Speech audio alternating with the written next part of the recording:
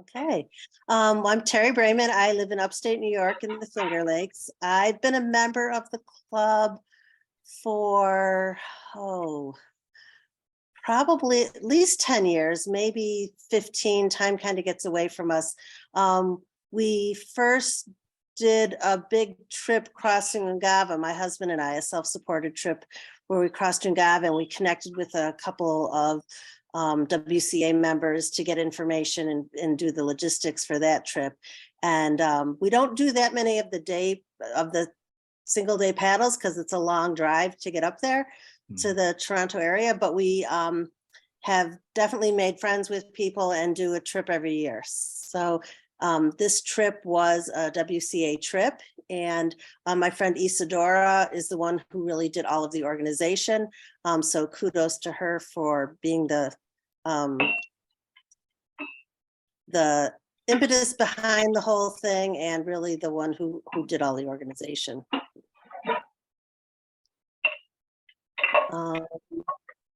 Okay, so what I'll do, I'll mute everybody and then you could take over. So let me see if I can do that here.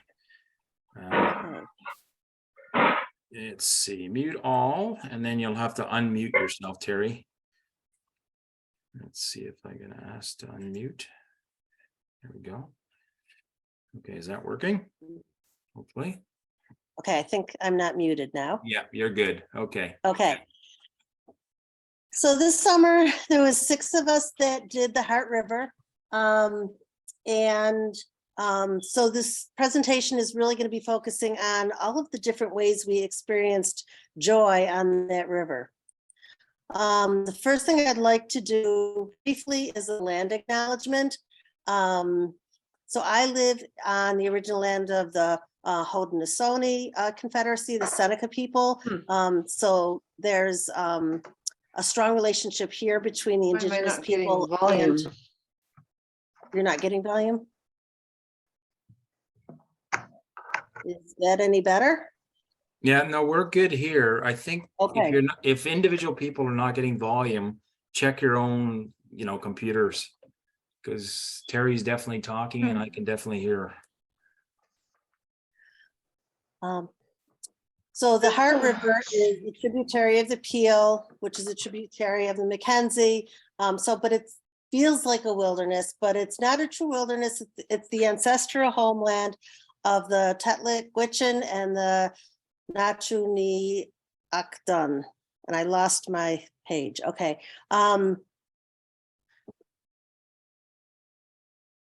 Just trying to move this so I can see my thing. There we go. Okay. So the Yukon is home to no less than 8 different indigenous language groups. In 1973, at the brink of almost total language loss due to imposed education policies, the elders began treaty negotiations with Prime Minister Pierre Elliott Trudeau. They concluded in 1993 with a landmark umbrella final agreement that covers both the resources and culture. 11 of the 14 nations are now self-governing. And we're very grateful for these elders because the foundation gave their nations the footings upon which to join with Canadian Parks and Wilderness and the Yukon Conservation Societies to force the protection of the Peel River watershed. As of 2019, 83% of the Yukon portion of the Peel watershed is now protected. That area is bigger than Banff and Yellowstone parks combined, and it wouldn't have happened without that 1993 treaty. So especially as someone that's a visitor in Canada, I really want to be able to learn and appreciate all of the work that the indigenous people in their traditional territories, both where I live and also when I travel. So that was okay, so now we're going to get into the joys on the Hart. There were so many joys on the Hart. We did, we were flying kites, we were reading books, we were fishing, we were braiding our hair, we did yoga, and we did a lot of finding really fun rocks. So the format for this presentation is going to be, I'm going to do a little bit of kind of logistics stuff, and then I'm going to kind of go through and share what each of the people on the group what brought them the most joy. We all talked about it at the end of the trip, kind of what was most special for them. So that's kind of how the format for this presentation. So this is the group from left to right in the back. My husband, Matt, myself, my friend Isadora, Rob, and then in front is Jeff and Pam. This is kind of the quick map of where we went. So we live where the little Hart is, in upstate New York. Other people in our group, Isadora lives in Hamilton. Rob lives in Ottawa area. So the purple is Yukon territories. So we did a commercial flight to Whitehorse. From there, we took a van up to Mayo. From Mayo, we took a bush flight to the Hart River, to the Elliott Lake. And from Elliott Lake, we canoed down the Hart and we got picked up on the Peel. So that's kind of the overview of the where we went. How we got there. So this was we had a van and a whole bunch of canoes loaded us up in Mayo. This is the airport in Mayo. Fancy deluxe place.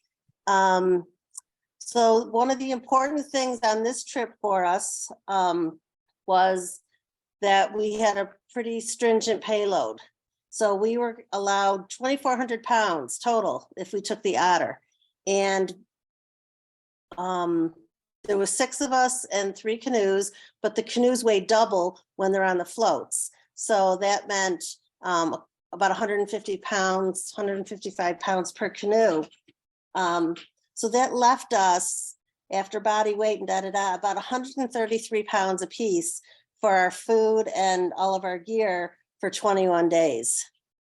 Sounds pretty generous, but we were concerned about, I was concerned about, would I be able to bring my wine? So the good news is we got there and they ended up not having the Otter available. We had to take 2 different planes. Weight wasn't a concern. We could bring our wine. So that was pretty fun that we didn't really have to worry that much about weight. But the food gets heavy, especially if you bring anything fresh. And, you know, at a minimum, it's 2 pounds of food per person per day. So at 21 days, that's a bunch of weight just on food. And then if you have gear and if you have camera stuff and if you have, you know, everything adds up. So this is loading the plane. First class accommodations on a plane, nice comfy seats. There we are strapping the canoes to the floats.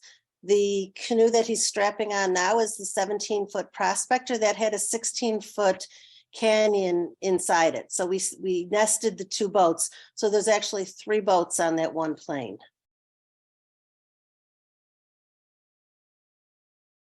Okay, and this is going to be does the video work?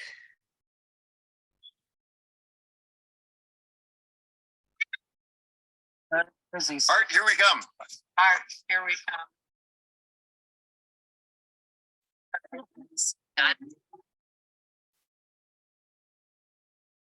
Love the mosquito in that shot.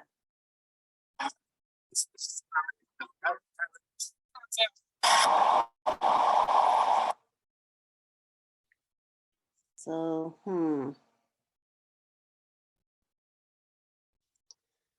give it one more second to buffer and then we'll switch to a different video.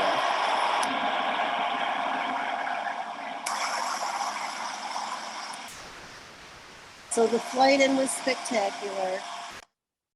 And the flight out was really cool because we went over the Wind River on the flight out. So that was really fun because we got to watch that one. Pam was a little nervous about flying. And that's Elliott Lake.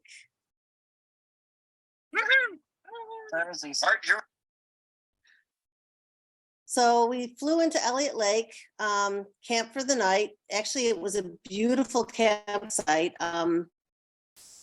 And then we hit Elliott Creek, and we described that as 23 kilometers of maybe we'll be able to paddle it, maybe we won't, maybe we'll have to, you know, walk our boats for a long time, maybe there's going to be strainers. So this is what we found. We did all of the above. We got to float some of it. On the picture on the right, you can see they had to hop out and walk their boat, but the other boat picked a slightly different line and were able to sneak through and didn't have to walk. So it was quite the video game of, you know, which path do you take and who gets to stay in their boat and paddle and who has to hop out and walk. But there was quite a strong current.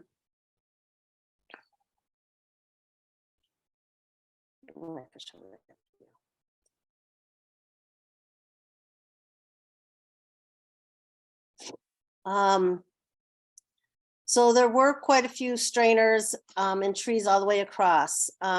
So on this day, we cut out about 4 trees. We had our saws really handy and we used them a bunch to cut the trees down. We actually had pretty perfect water levels because I wouldn't have wanted to come around the corner and see that if the water was another foot higher. It would be really pushy. And so the water wasn't pushy, it was really fast. And we could paddle almost everything. So we didn't have to walk very much. We could paddle, but it wasn't so pushy that these things were dangerous. You know, they definitely were a concern. We had to hop out of the boats and cut down a bunch of trees, but we weren't getting totally pushed into them.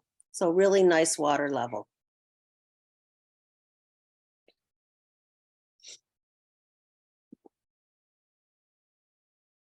Let's see if this one works. I'm not ready. All right. Let's paddle out. Let's get to the right. Further to the right. Okay, and pull it around.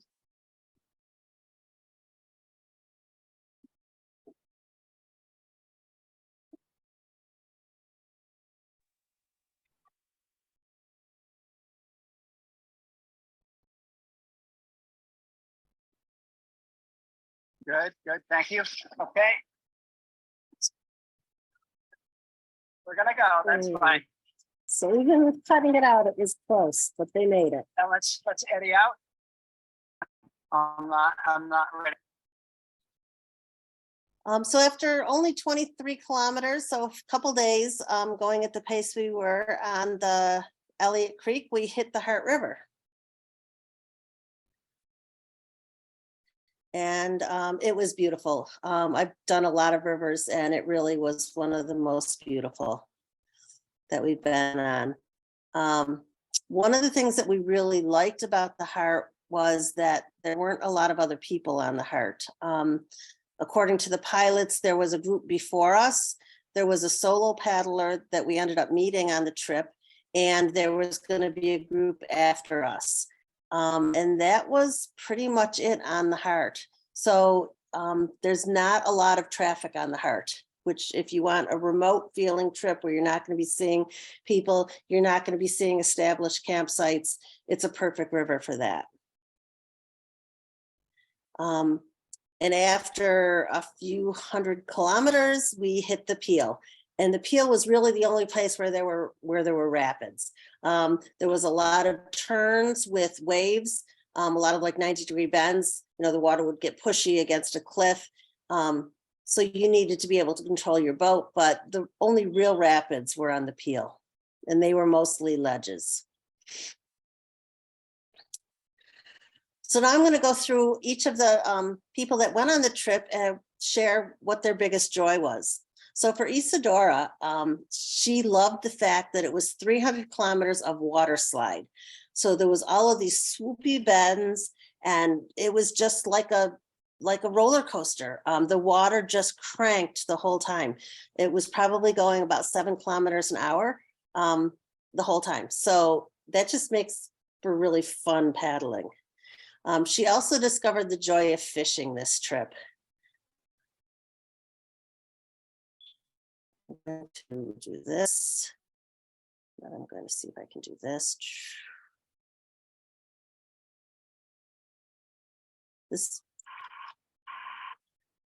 So this video just shows how fast the river was flowing. We did paddle, but you really didn't need to. You could just kind of float because it was moving right along.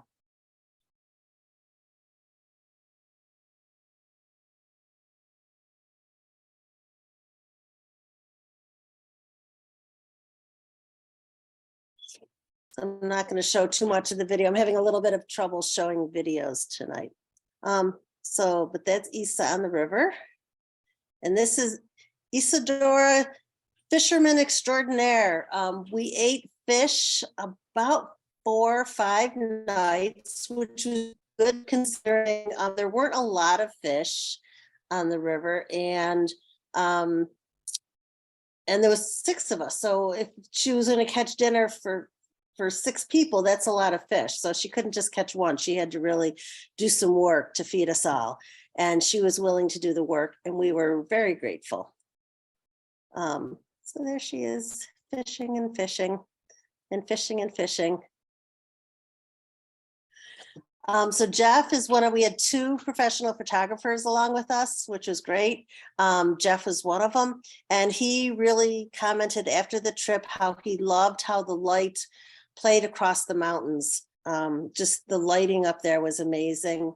You know, the not really getting dark and having it be twilight. And then sunrise just meant that we had so many hours of that kind of golden hour. You can just see the light as it's hitting the mountains.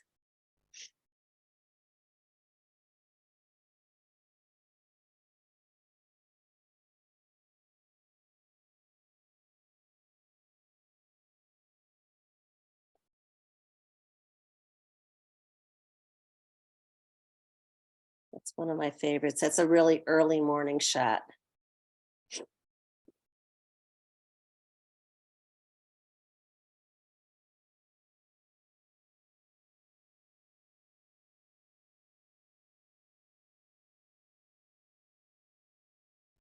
I think that's a really late at night shot. So Pam, she commented on how she really loved going on the hikes. That was her favorite thing. And we went on a bunch of hikes. And yeah, they were spectacular. They were not easy. They were a challenge to find how to get up and where to get up.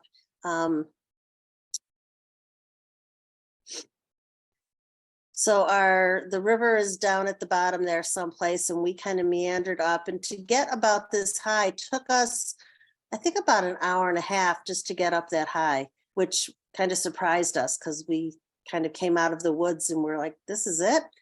So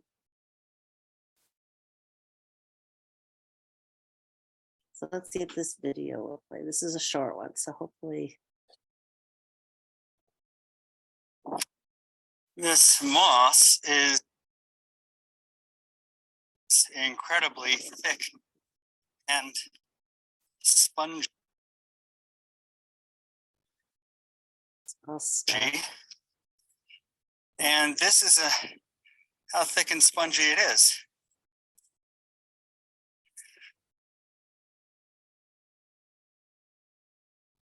This moss is So you had the moss, and the moss was covering these rocks. And so in between that nice fluffy moss, there would be big holes. There was some that were like 8 feet deep and had water at the bottom. There was some that were just big enough for your boot to fit in. And there was a lot of them that you could just walk across really nicely. But it made for just really, we were all very careful, and there was some fairly treacherous areas that we were hiking as far as, just risk for injury. So we were pretty careful given the remoteness of the trip that we didn't want to be like twisting an ankle and that having, to really mess up the trip. But it was beautiful. And it is fun exploring, like hiking where you're not on a trail, you're not where other people have been. You're just like, let's go here. The mountains aren't named for the most part. There was a couple that were named and the rest are just topo lines on a map.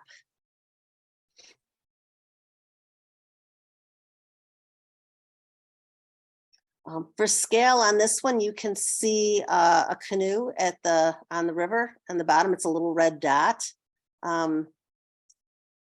So this hike just Matt and Rob did, and they are pretty hardy souls. And even they said at the top that they the last little bit was pretty sketchy. And getting down took them a little bit longer than they thought because they had to kind of do a circuitous route to get around the scree that they had climbed up.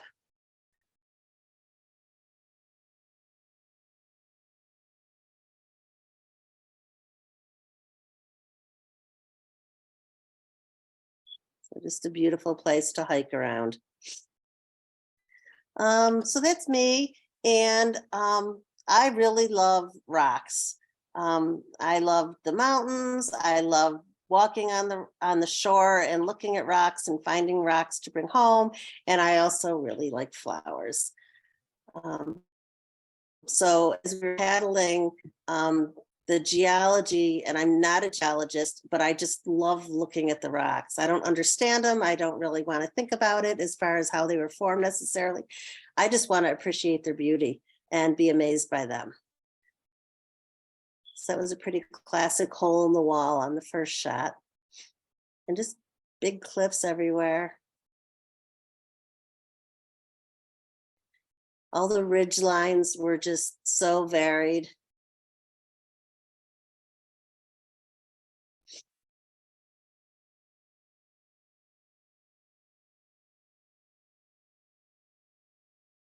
And the flowers. The closer you look, the more you see, and there was a lot to see when you looked up close with the flowers and the berries and the fireweed. So this was an area that had burned about 4 years before. So there weren't very many trees left there, but the fireweed was beautiful. And that's a picture. So one of the things that we all did on the trip as we were walking around was we all found rocks in the shape of the heart because we were on the heart. So it kind of drew everybody to that. And this was just a campsite that was just covered with that cotton grass and was so beautiful. Matt just liked paddling. Just put him in his boat and give him a paddle and he's a happy man. So hopefully this one will show because this is the best video. So even if this buffers for a minute, it's worth it. So all of these shots were on the peel, not on the heart, right after it met the peel.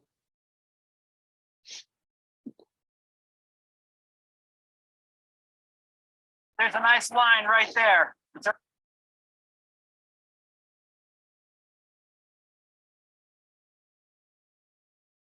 So these little pauses give you a chance to look and see how you would run the river and see what happens with what they chose.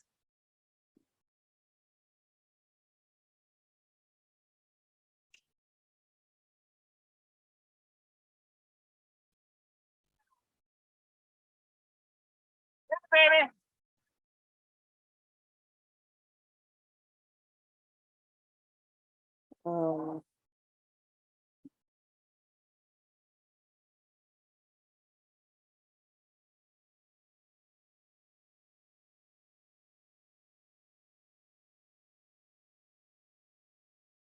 So the ledges made it really difficult to really see what was going to happen. You would think you could go right there. Right, so we're gonna look for ferry after we get through this, unless we can just punch through it. And I know I apologize for the buffering, but I figure a lot of people really want to kind of see the rapids. So. Okay, paddle like hell.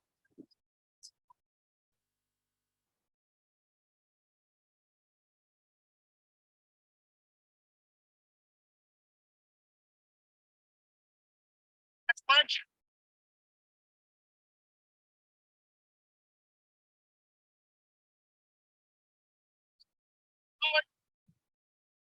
All right.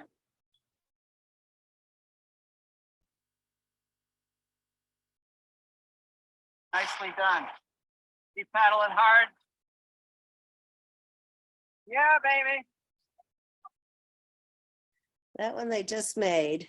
I'm gonna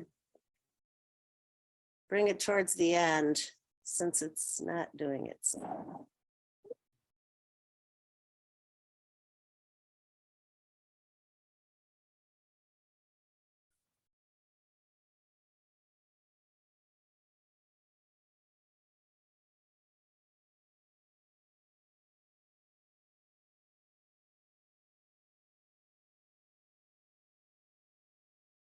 So this is the classic what not to do. Are they eddied out or what? So we had seen this wave, didn't want to go through it, so we eddied out really quickly. We were just hopping is out of the going on? boat. And we thought there was ledge? room for them to eddy out as well, and we were still figuring out what was going on. We didn't really have time to direct them. All right, we're gonna go left to this stuff.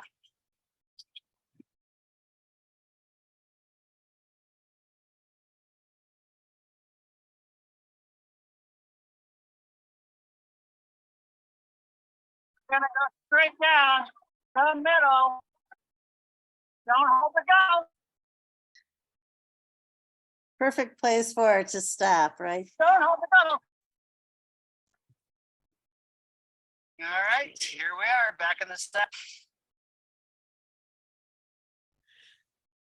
So the Whitewater was fun. Scouting was easy. We only did one carryover, one wave that just didn't seem like it was a great one for us to do. But other than that, we ran everything, and it was a lot of fun. So Rob was the other photographer we had with us. And it was my first trip with him and he was awesome. He also had a drone with him. So that was really fun. He really enjoyed playing with that. So let's see. Well, this was not his drone footage. He also really appreciated the sounds of the water.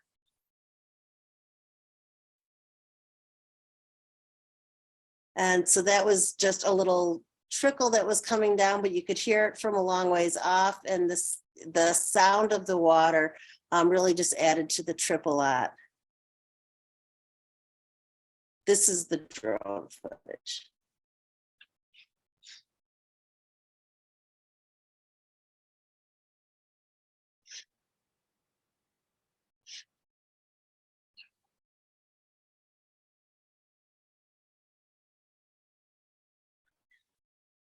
And the thing that strikes me when I see the drone footage, when I was on the river, you could see the green next as you're paddling down, but it seems like there's all these mountains and rocks surrounding you.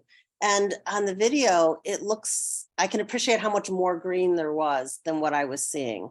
Because when I was paddling, I was seeing a lot of the rocks. But you can see there's a lot of gravel bars, a lot of great camping. That was never an issue. There was easy camping every night.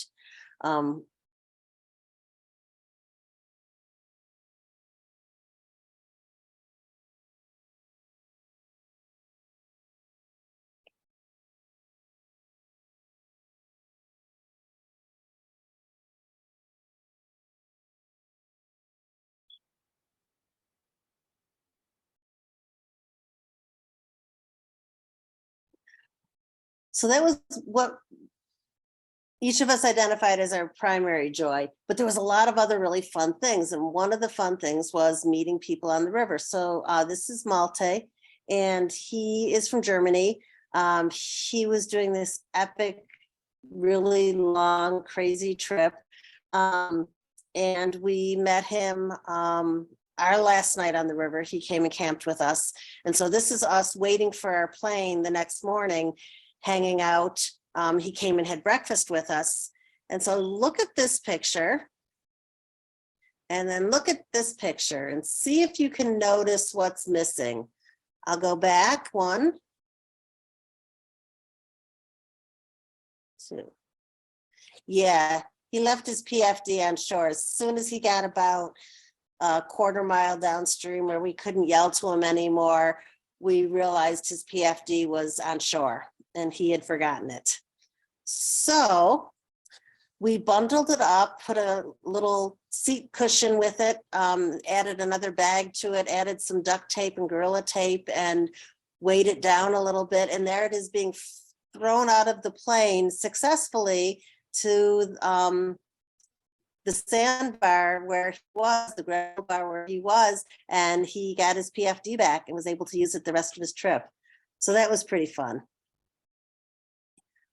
Some of the other things we had a lot of fun with was the reflector oven. We did a lot of baking on this trip. We had 21 days and we actually had 6 0 days. So we had a lot of time to hang out, relax, and do whatever we wanted. So baking was one of them. And the other thing,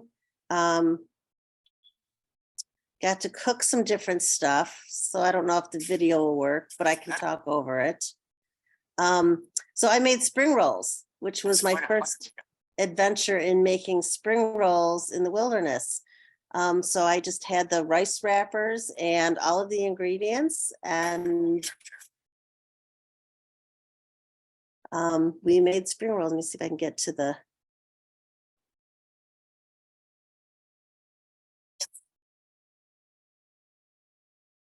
I guess I don't have a good picture of just the ingredients.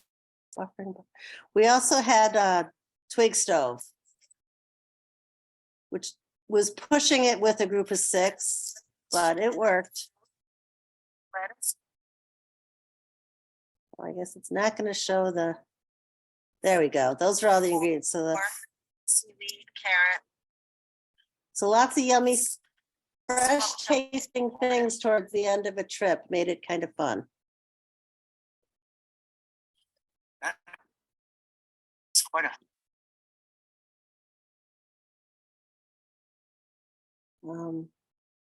So listen and see if you can tell what this is, if it is gonna play. It's a short video, so.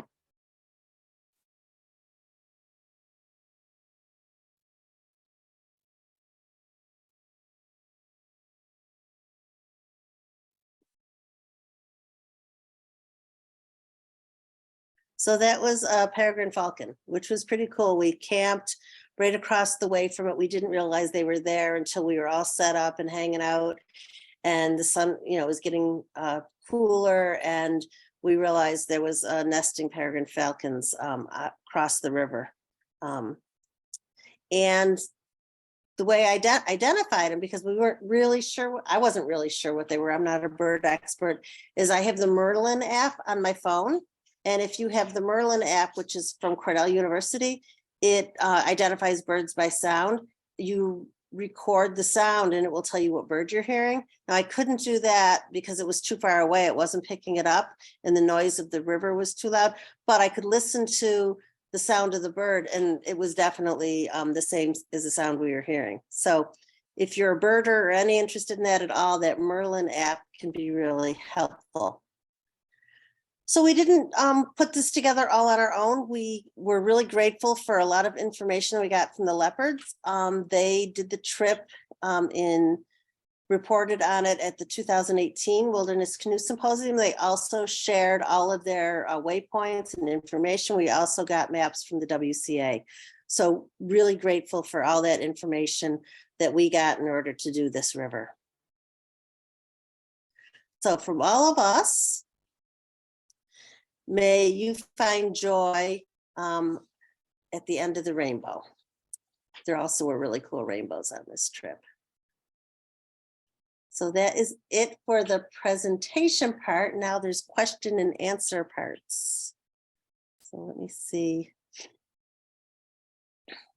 So I'm reading some of the. What I would say is you could unshare this part and then we could see everybody's faces. And okay, the that's a people good that idea. ask the question or want to ask a question, just turn your camera on and, stick your hand up or something and start asking your questions, I guess. Maybe I could start. There was a few questions in the chat and I'll start with those and then people can jump in. I had a question about what date did you start? We started mid-August, mid-July, and we had to be back to Whitehorse by the 8th of August. Okay. And that So- gives you an idea. The water levels you had look good. Mid-July is a Mhm. good time to start. Okay. Yeah, it was a Excellent. really nice time. Just going through the chat, I'll start at the beginning. Somebody asked about when you were hiking grizzly bears. We actually didn't see any bears at all. We had bear spray with us. There was the potential for blacks or grizzlies. We didn't see any. The solo boater, Malta, he did see a few bears, but he spent a lot of time quietly on the river by himself versus us 6 weren't real quiet. All right. Ted asked a question about the kilometers and Isadora answered 276 for the Hart, 18 on the Peel. Okay, thank you, Isa. And there was a little question about the outfitter for the canoes was up north, I could see. Yep. Did everybody have dry suits? Brian Johnson. 4 people had dry suits. My husband and myself had paddling outfits. So we had dry pants and then paddling tops. It was warm enough that for the most part, that was all we needed. Yeah. All right, so we'll open it up to the audience here. If anybody has any questions, stick your hand up, do this and turn your mic on. And we can start with Mike, I guess. Yeah, I wondered if you knew or were monitoring the discharge flow, the rate of flow, and if so, what station? Is there a station that you can do that from? There was a station, I can't remember where it was. We did find a station and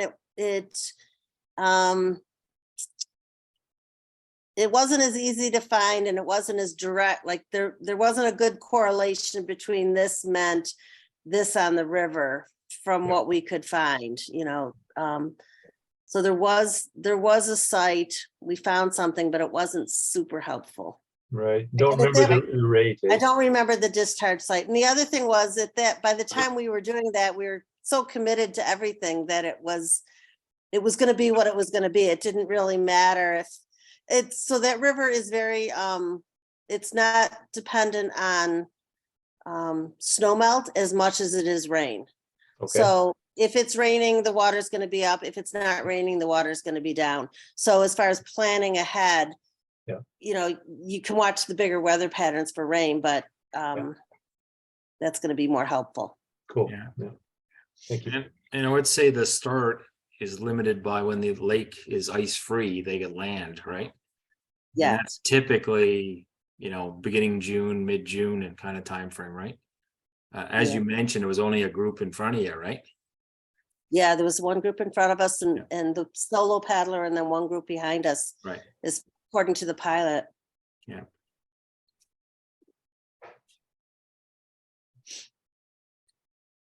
So I see the question, Hart versus wind. I have not done the wind. So if anybody's done both, they could probably speak better. But the reason we chose the Hart over the wind was we could spend more time on it. It's expensive to get up there and we wanted to have a little bit longer time, and the wind seemed a little bit shorter distance. So that's why we chose the Hart over the wind. Little bit fewer people and a little bit longer distance. Right. Logistic wise, you're still at a Mayo for boat. And when you go down the Peel, Taco Bar is the out for all those rivers, No, we actually took out at above the canyon. Oh, did you? Okay. Yes. So we took out and we actually flew back over the wind. So we got to see it.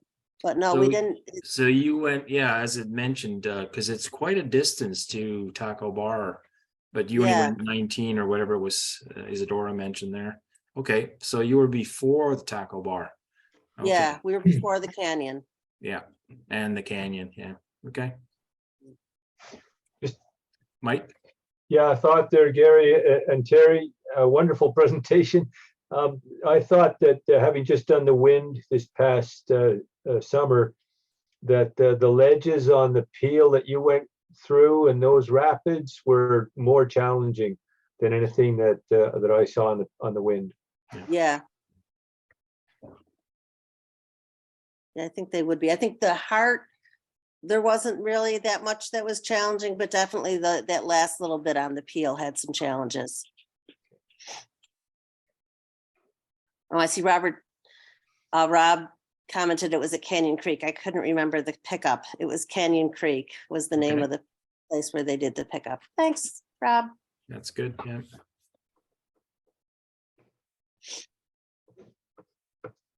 Anybody else have any questions? Oh, I see Kathy's doing her hand. Okay, unmute yourself and ask your question.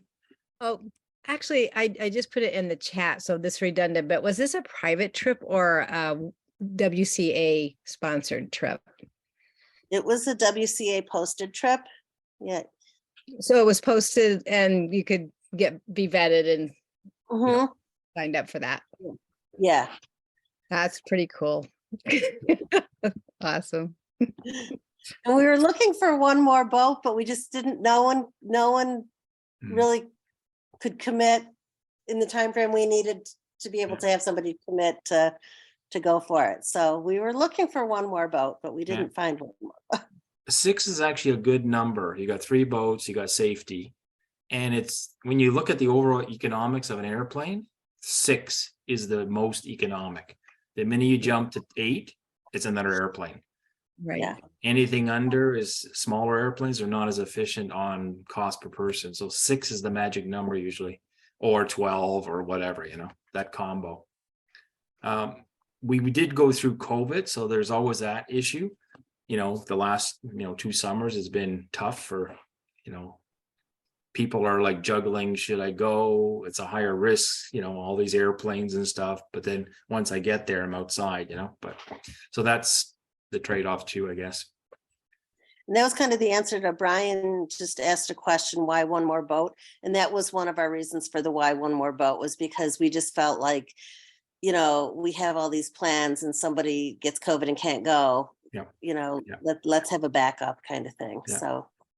Well, you could see there's solo people, right, doing it, like this chap from Germany. Mhm. But, I've always been in the philosophy, if one boat gets wrecked, you can get home with 2 boats, Although, I would say the wind in this river, it's a class 1 river. It's hard to, destroy a boat on it, I'd say. Yeah. You could pin a boat maybe under a sweeper or something, but, you're only talking class 1 kind of water, so you should be able to get it out. Yeah, until you hit those. Yeah, the peel is a little more, but even that you wash out because the rocks are not like rocks you can wrap on, right? Yeah. They're more like Yeah, rocks that flow, the water flows over. So the boat would tend to bobble over and down the river. You're floating down the river at 10K an hour, but you're floating, Hi, Terry. This is Tom Harmon. Can you hear me? Yep. We were the group that you shuttled with. Oh, when you great. went I in the didn't tight talk about shuttle our with all the fun people. shuttle. Yeah, so great presentation. My camera's not working on the on my laptop here, but yeah, I was the guy that was in the front seat the whole trip. Oh, okay, great. I heard you shuttle. guys had a great time on the Snake, right? It was a great trip. Yes, yes. No, I'm really glad to see your trip as well. So that looked very, very nice. So Tom, let's talk. We will do that, Gary.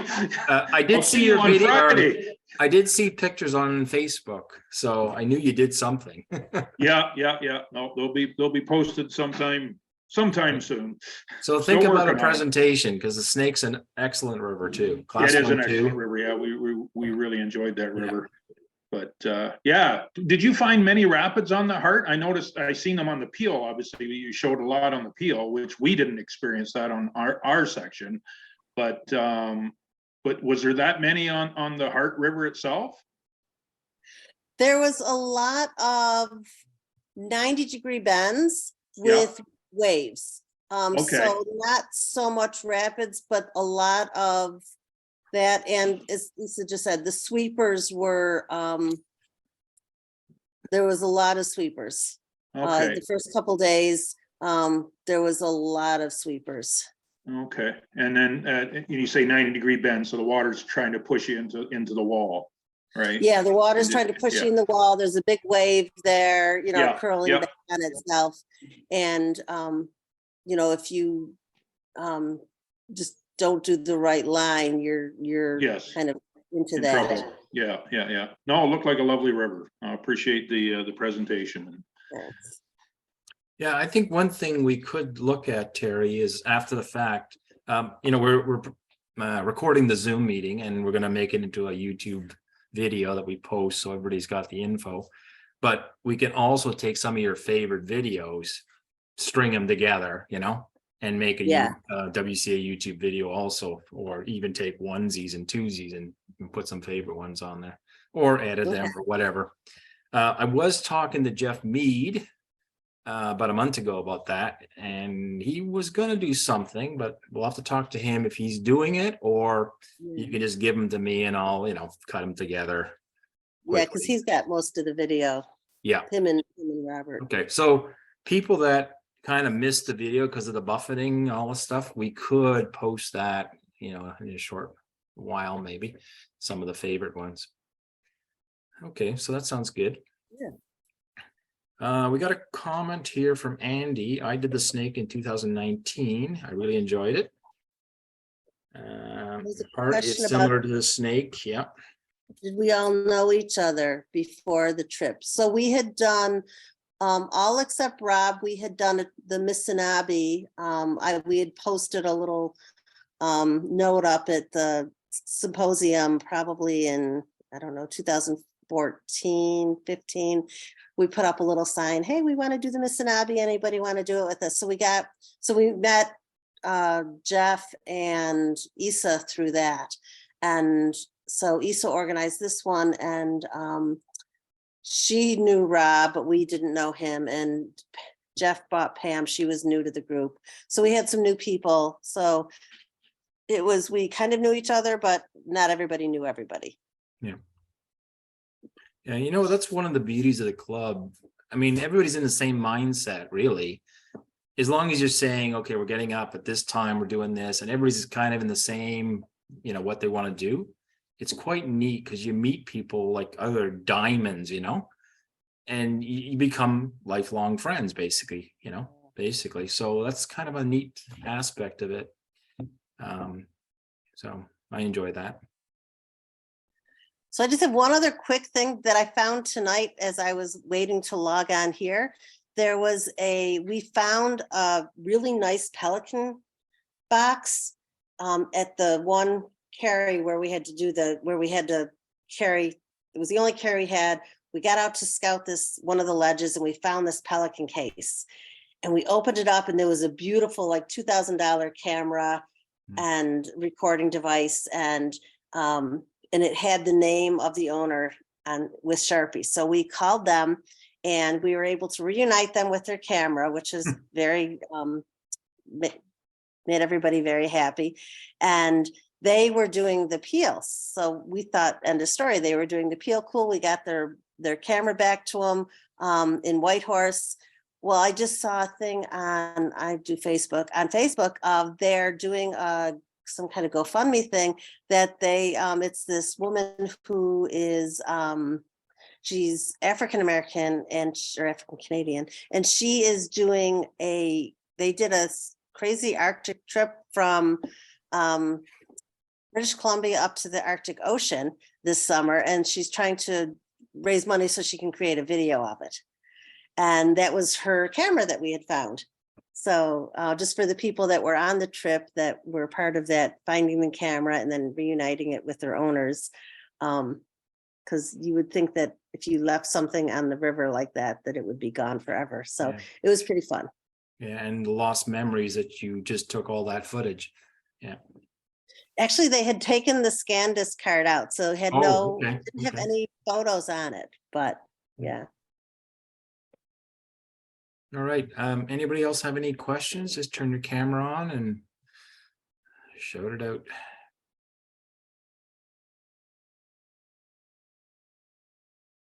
Scanning the horizon here. All right, well, maybe that's it for questions. I guess I could say some words. Thank you very much, Terry. I mean, I really like these presentations by members because everybody's got a different format, and the way you presented it with people, what their, biggest, feeling was, I guess, and memory of this river. That was kind of a neat way to format it. So thanks very much. That was excellent. You're welcome. You're welcome. It was fun to do. I could make a few more announcements. We have Hap Wilson going to do a presentation on Saturday night at the Wine and Cheese, which is our annual event we normally have, except for the last 2 years we had COVID, so we didn't have it. But we're starting that up again. If you're, not sure of the event and being with a COVID in a building, we're going to do a Zoom, or we're going to attempt to do a Zoom. The site has wireless. We have the Zoom capability. We'll attempt to do it and record the call and field questions from the audience that Hap can answer. And if it doesn't work out because of the bandwidth or whatever, we'll still try to record it and then, field it afterwards on YouTube. If you want to come in person, there's still room. There's maybe 15, 20 spots available. You just go on the website, you log in, you go to the November 19th thing, and there's a link to get to register. It's $25 a person. And you basically, there's a raffle, like door prizes, and there's like 20, 30 door prizes. So a third of the people are going to win something. You get a free drink, and you get all the cheese and whatever stuff you can eat. And believe me, it's quality cheese. So you're basically getting your money's worth, and you're getting a good presentation from Hap. So that's coming up in a few days. What else we got? If anybody in the audience did a trip, wants to present it, just send me an email. I can set up the event, and I'm trying to do one of these every couple weeks, month, to kind of go through the winter months and get people motivated to launch trips and to go on trips, and also networking, of course. Somebody did the wind. I want to do the wind next year, so I'm going to contact Mike, or Mike's going to give a presentation. I'm going to quiz him on the presentation saying, where did you go in? How long was it? What time of the year? Blah, blah, blah. So that's what I want to do. But I can see Tom's done the Snake, and other people maybe in the audience have done different rivers or lakes or whatever. Feel free to contact me, and we'll see if we can do a presentation. You can see the format. Generally, it's a PowerPoint with, stills and movies. So it's not that complicated. So let us know. Does anybody else in the audience have any other comments they want to jump in?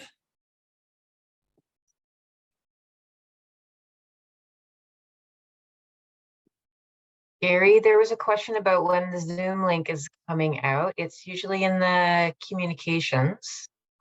Okay, say again, Isadora. There's a question in the chat about where to find the recording later on.